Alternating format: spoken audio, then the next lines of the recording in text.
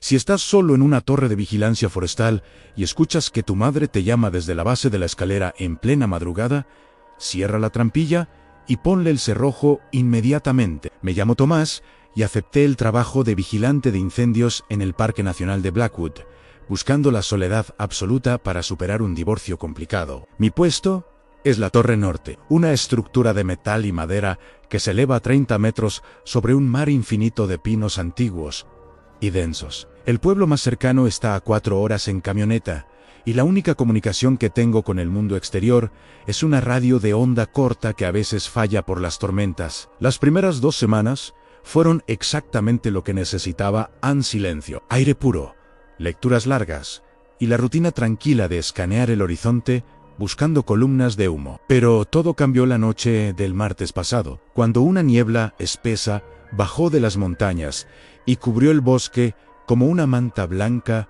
y pesada. Estaba leyendo un libro a la luz de mi lámpara de gas, cuando escuché un sonido que no debería existir en un lugar tan remoto y salvaje. Escuché claramente el sonido de una niña pequeña riéndose, justo debajo de la plataforma de mi torre, a 30 metros del suelo. Me asomé por la barandilla con mi linterna potente, pensando que quizás eran campistas perdidos que se habían desviado de los senderos marcados. El haz de luz cortó la niebla, pero no vi nada abajo, solo los troncos grises de los árboles y los helechos moviéndose suavemente por el viento nocturno. Grité preguntando si había alguien ahí, si necesitaban ayuda o agua. Pero la única respuesta que obtuve fue el eco de mi propia voz rebotando en el valle. Volví a entrar a la cabina pensando que la soledad me estaba jugando una mala pasada, o que quizás había sido el grito de un zorro, que a veces suena humano. Pero 10 minutos después, el sonido volvió, y esta vez no era una risa, era una voz clara y adulta que me llamó por mi nombre completo. «Tomás, baja, se nos hizo tarde y tenemos frío», dijo la voz, y sentí cómo se me helaba la sangre, porque esa voz era inconfundiblemente la de mi exesposa. Mi exesposa vive en la ciudad, a 500 kilómetros de aquí, y jamás vendría a buscarme a un bosque, y mucho menos subiría una montaña de noche. Agarré la radio para llamar a la Torre Sur, donde estaba mi compañero veterano, un hombre llamado Elías, que llevaba 20 años en el servicio. «Elías, creo que hay alguien gastándome una broma en la base de mi torre. Están usando grabaciones de mi familia», le dije con la voz temblorosa. La respuesta de Elías fue un silencio largo, y luego me dijo con un tono muy serio: «Tomás, apaga las luces de la cabina y no bajes por nada del mundo». Le pregunté qué estaba pasando, y él solo me respondió: «No son personas, son los imitadores, y si te escuchan hablar, aprenderán tu voz también». Pensé que Elías se estaba burlando de mí, el novato de la ciudad, para asustarme con cuentos de fogata y leyendas locales estúpidas. Pero entonces, la voz de abajo cambió, y empezó a gritar con un tono de angustia y dolor que me revolvió el estómago de la culpa. «Tomás, por favor, me caí y creo que me rompí la pierna, baja a ayudarme», gritaba la voz de mi exesposa, y sonaba tan real que casi abro la puerta. Me obligué a recordar que era imposible que ella estuviera ahí, y me senté en el suelo de la cabina, con la espalda contra la pared, abrazando mi hacha de emergencia. Los gritos continuaron durante 1 hora, alternando entre súplicas de ayuda, llantos de dolor y, a veces, insultos llenos de odio que ella solía decirme. De repente, todo se quedó en silencio, y pensé que, fuera lo que fuera, ya se había cansado y se había ido a buscar a otra víctima más fácil. Me levanté despacio y miré por la ventana hacia la escalera, y vi algo que hizo que mis piernas fallaran y cayera de rodillas al suelo. Había algo subiendo por la estructura metálica de la torre, pero no estaba usando la escalera.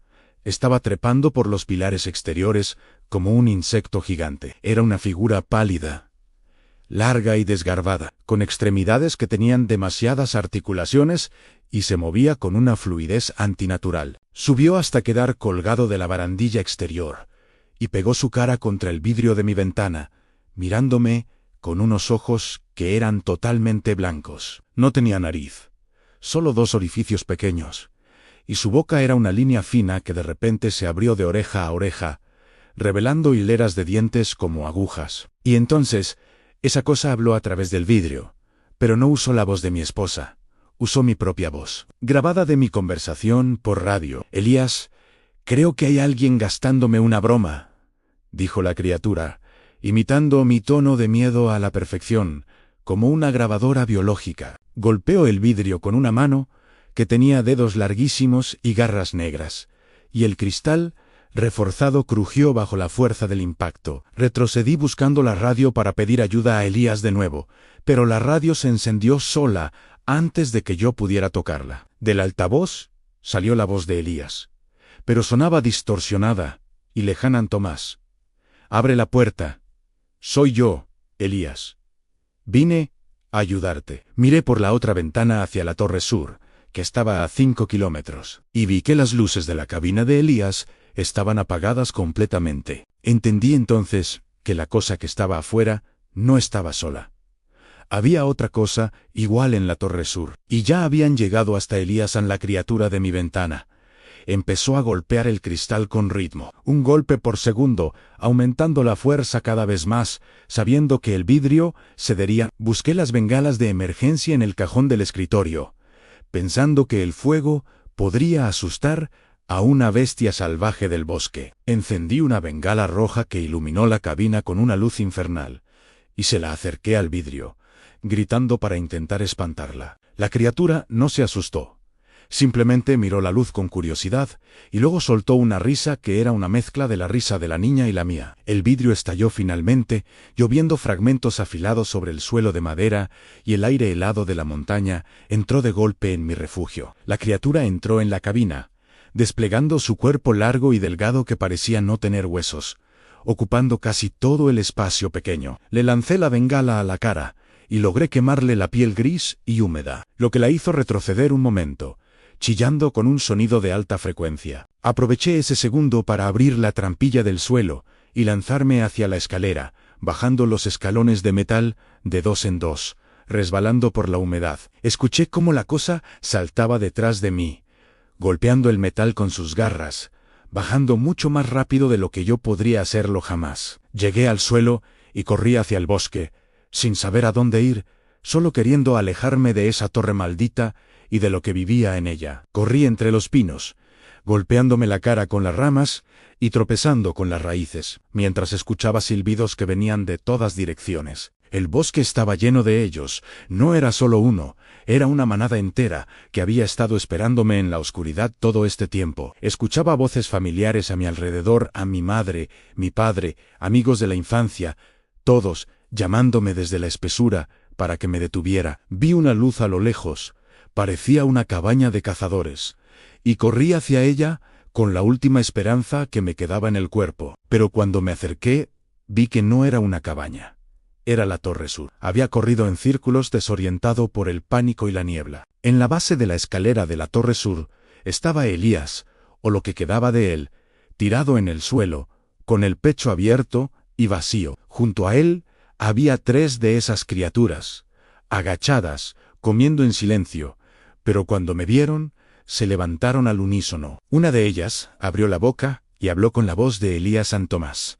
Apaga las luces y no bajes por nada del mundo. Me di la vuelta para correr otra vez, pero sentí un peso enorme que caía sobre mi espalda y me tiraba al suelo de tierra y agujas de pino. La criatura que me perseguía desde mi torre me inmovilizó contra el suelo, y sentí su aliento podrido en mi nuca mientras me sujetaba. No me mató al instante, me giró para que quedara boca arriba, mirando hacia las copas de los árboles que tapaban el cielo nocturno. Se inclinó sobre mi cara y colocó sus dedos largos sobre mi garganta, presionando suavemente en mis cuerdas vocales, como si las estuviera estudiando. Empezó a hacer sonidos, ajustando el tono, modulando la frecuencia, hasta que logró reproducir mi grito de dolor a la perfección. Sentí un pinchazo agudo en el cuello cuando me clavó algo, y mi cuerpo se quedó flácido, paralizado por alguna toxina natural que tienen. Ahora estoy aquí, tirado en el bosque,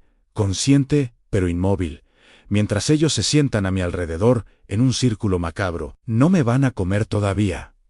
Primero necesitan aprender todo mi vocabulario, todas mis inflexiones, Todas las formas en que digo miedo, me mantienen vivo para que hable, me clavan las garras para que grite, y luego, ellos repiten el grito hasta que suena idéntico al original. Escucho a lo lejos el sonido de un motor. Quizás es el relevo que viene a traernos provisiones, o a ver por qué no respondemos la radio. Una de las criaturas se levanta, se aclara la garganta con un sonido grotesco y grita hacia la carretera con mi voz perfecta.